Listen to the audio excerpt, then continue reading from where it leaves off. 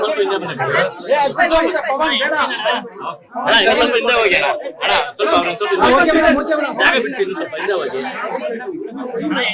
ಚಂದ್ರ camera down, ಇನ್ನೂ ಸ್ವಲ್ಪ ಹಿಂದೆ ಹೋಗಿ ಅಣ್ಣ, ಒಂದು ಸ್ಟೆಪ್ ಹಿಂದೆ ಹಿಂದೆ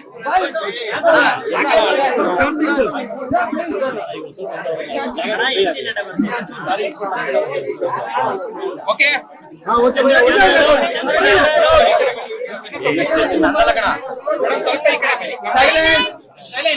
ಎರಡು ನಿಮಿಷ ಹಿಂದೆ ಮಾತಾಡೋದು ಇವತ್ತು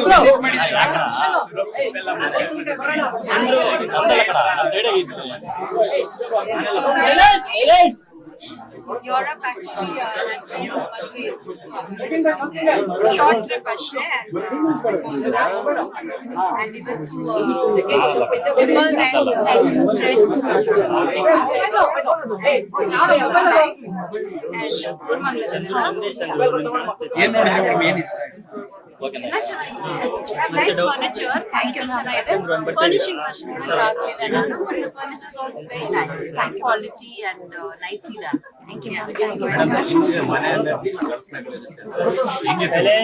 ಕನ್ಸಿನ ಮನೆ ಅಂತಂದ್ರೆ ಹೆಂಗಿರ್ಬೇಕು, ಕನ್ಸಿನ ಪ್ಲಾನ್ಸ್ ಹೆಂಗಿತ್ತು ಮ್ಯಾಮ್? ಅವಾಗ ಯಾವಾಗ್ಲೂ ಒಂದು ತೊಟ್ಟಿ ಮನೆ ಮಾಡ್ಬೇಕಂತ ನಂಗೆ ತುಂಬಾ ಆಸೆ ಇತ್ತು. ಇನ್ನೂ ಆ ಆಸೆ ನಿರ್ವಹಿಸಿಲ್ಲ, ನಾನು ನಿರ್ವಹಿಸ್ಬೇಕು, ನೋಡೋಣ. ಮ್ಯಾಮ್ ಇದೆಲ್ಲರ ಜೊತೆಗೆ ಒಂದು ವಿಚಾರದ ಬಗ್ಗೆ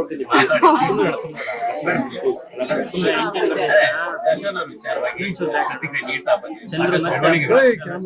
ನೀವು ಪೊಲೀಸ್ ಸ್ಟೇಷನ್ ಬಿಟ್ಟೇ ಇರುವಂತ ಅಭಿಮಾನಿಗಳು ಹೀಗಾಗಿರುವಂತ ಅದಾದ್ಮೇಲೆ ಕೂಡ ಒಂದಷ್ಟು ಸಂದೇಶಗಳನ್ನ ತಾವು ಕೊಟ್ಟಿದ್ದೀವಿ. ಅದಾದ್ಮೇಲೆ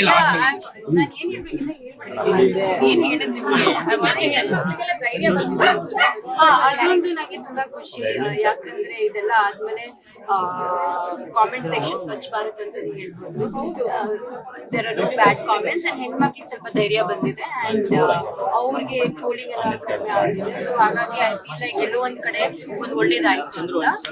and on the other side I think police commissioner ಹತ್ರ ಮಾತಾಡಿದೆ, ಎಷ್ಟೋ ಜನ ಅವರು ಫೋನ್ ಸ್ವಿಚ್ ಮಾಡಿ ಮನೆಗೆ ಬಿಟ್ಟು ಹೋಗ್ತಿದ್ದಾರೆ. So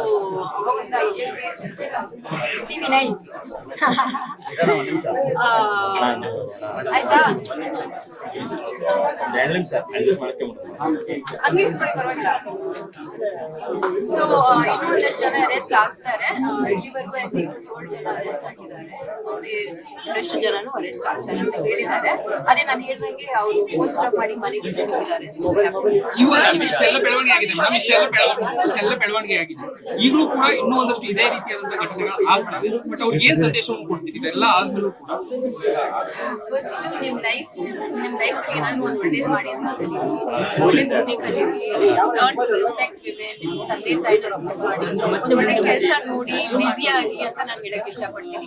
it's the idle brain that does all the things. Idle brain is devil's workshop ಅಂತ ಹೇಳ್ತೀವಿ ಇಂಗ್ಲಿಷ್ ಅಲ್ಲಿ ಒಂದು ಗಾದೆ ಇದೆ.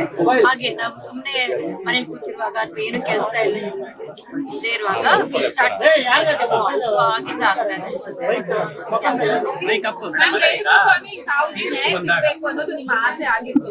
ಈಗ ಈ ಎಲ್ಲ ಬೆಳವಣಿಗೆ ನೋಡಿ ಆ ಕುಟುಂಬದವರು ಕೂಡ ಒಂದಷ್ಟು ಖಂಡಿತವಾಗ್ಲೂ ರೇಣುಕಾ ಸ್ವಾಮಿ ಅವರ ಬಗ್ಗೆ ಎಸ್ಪೆಷಲಿ ಅವರ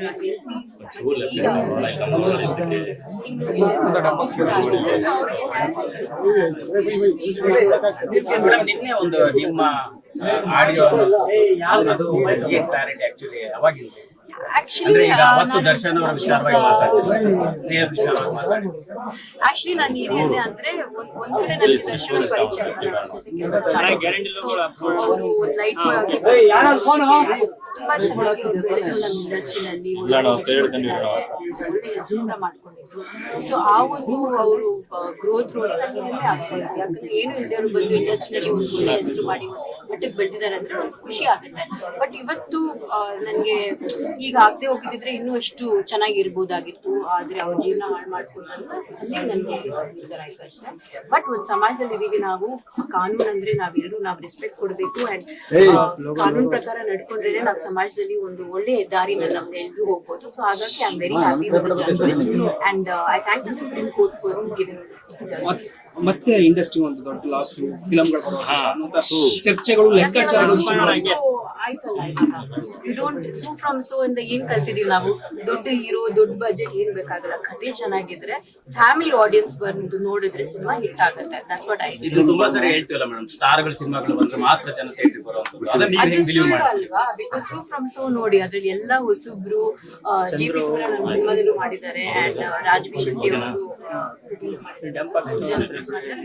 ಸೊ ಅದರಿಂದ ನಾವ್ ಎಷ್ಟೋ ಕಲಿಬಹುದು. ಯಾಕಂದ್ರೆ ಬಿಗ್ ಬಜೆಟ್ ಬೇಕಾಗಿಲ್ಲ, ದೊಡ್ಡ ಹೀರೋಸ್ ಬೇಕಾಗಿಲ್ಲ, ಕತೆ ಚೆನ್ನಾಗಿದ್ರೆ ಜನ ಸಿನಿಮಾ ನೋಡ್ತಾರೆ. ಮೇಡಮ್ ಇನ್ನೊಂದು ಈಗ ಈ ಡೆವಿಲ್ ಸಿನಿಮಾ ಕೂಡ ಈಗ ಬಿಗ್ ಬಜೆಟ್ ಸಿನಿಮಾ, ಪ್ರೊಡ್ಯೂಸರ್ ದುಡ್ಡು ಹಾಕಿರ್ತಾರೆ, ಒಬ್ಬ ನಟ ಈಗ ಜೈಲ್ಗೆ ಹೋಗಿರುತ್ತೆ, ಸಿನಿಮಾ ಇಂಪ್ಯಾಕ್ಟ್ ಆಗುತ್ತೆ, ಸಿನಿಮಾ ಇದರಿಂದ ಪ್ರೊಡ್ಯೂಸರ್ ನಷ್ಟ ಆಗುತ್ತೆ ಅನ್ನೋ ಒಂದು ಆಂಗಲ್ ಕೂಡ ಚರ್ಚೆ. ಇದ್ರ ಬಗ್ಗೆ ಏನಿಲ್ಲ, ಅದು ಸರ್ಕಮ್ಸ್ಟಾನ್ಷಿಯಲ್ ಅಲ್ವಪ್ಪ, ಅದ್ರ ಬಗ್ಗೆ ನಾವ್ ಏನ್ ಹೇಳಕ್ಕಾಗುತ್ತೆ, ಅದಾಗಿರೋದಾಗಿದೆ ಅಂಡ್ ಸುಪ್ರೀಂ ಕೋರ್ಟ್ ಜಜ್ಮೆಂಟ್ ಕೊಡ್ಲೇಬೇಕು. ಸಿನಿಮಾನೇ ಮುಖ್ಯ ಅಂತ ಇಲ್ಲ, ಸಮಾಜದ ಬಗ್ಗೆ ನಾವ್ ಯೋಚನೆ ಮಾಡಬೇಕು.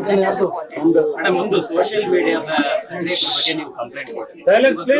ದರ್ಶನ್ ಅವರ ಸೋಷಿಯಲ್ ಮೀಡಿಯಾ ಅಂದ್ರೆ ಅಭಿಮಾನಿಗಳಿಗೆ ಸೋಷಿಯಲ್ ಮೀಡಿಯಾ ಅನ್ನೋದು ಎಷ್ಟು ಇಂಪಾರ್ಟೆಂಟ್ ಆಗುತ್ತೆ ಅನ್ನೋದು ಕನೆಕ್ಟ್ ಆಗಕ್ಕೆ ವಿಜಯಲಕ್ಷ್ಮಿ ಅವರು ಅವರ ಸೋಷಿಯಲ್ ಮೀಡಿಯಾನ ಹ್ಯಾಂಡಲ್ ಮಾಡ್ತಾರೆ. ನೀವು ಕನೆಕ್ಟ್ ಆಗ್ತೀರಿ ಅಂತ ಅಭಿಮಾನಿಗಳು ಹೇಳ್ತಾ ಇದ್ದಾರೆ. ನೀವು ಹೇಗೆ ತಗೊಳ್ತೀರಾ? ದರ್ಶನ್ ಅವರ ಸೋಷಿಯಲ್ ಮೀಡಿಯಾ ಅವ್ರು ಹ್ಯಾಂಡಲ್ ಮಾಡ್ತಾ ಅಭಿಮಾನಿಗಳಿಗೆ ನಾನು ಕನೆಕ್ಟ್ ಆಗ್ತೀನಿ ಅನ್ನೋಂತ ಒಂದು ಬೇರೆ ತರದ ಬೆಳವಣಿಗೆ.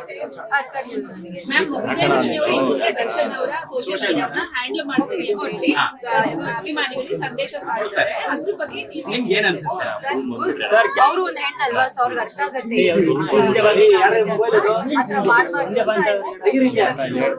ದರ್ಶನ್ ಫ್ಯಾನ್ಸ್ ಅವ್ರಿಗೆ ಒಳ್ಳೆ ರೀತಿಯಲ್ಲಿ ಒಳ್ಳೆ ದಾರಿಯಲ್ಲಿ ಕರ್ಕೊಂಡು ನಾನು ವೆರಿ ಹ್ಯಾಪಿ. ಅಂದ್ರೆ ಇದೊಂದು ಅವಕಾಶ ಅನ್ಸುತ್ತೆ ಮೇಡಮ್, ಅಭಿಮಾನಿಗಳಿಗೆ ಒಂದು ಮಹಿಳೆಯರಿಗೆ ಆಗ್ತಾ ಇರುವಂತಹ ಸಮಸ್ಯೆಗಳನ್ನ ಹೇಳುವಂತದ್ದು ಇದೊಂದು ಅವಕಾಶ. ಒಳ್ಳೇದಲ್ವಾ? ಐ ಥಿಂಕ್ ವಿಜಯಲಕ್ಷ್ಮಿ ಅದನ್ನ ನೋಡ್ಕೊಂಡ್ರೆ I think it's a good thing. I hope she does. Yeah thank you. Showroom ಬಗ್ಗೆ ಕಡಿಮೆ ಚಿಟ್ ಚಾಟ್ ಮೇಡಮ್ ಅದೇ ಕೊಟ್ರೆ ಎಲ್ಲರಿಗೂ ಕೊಡಬೇಕು. ಅದೇ ಎಕ್ಸಾಕ್ಟ್ಲಿ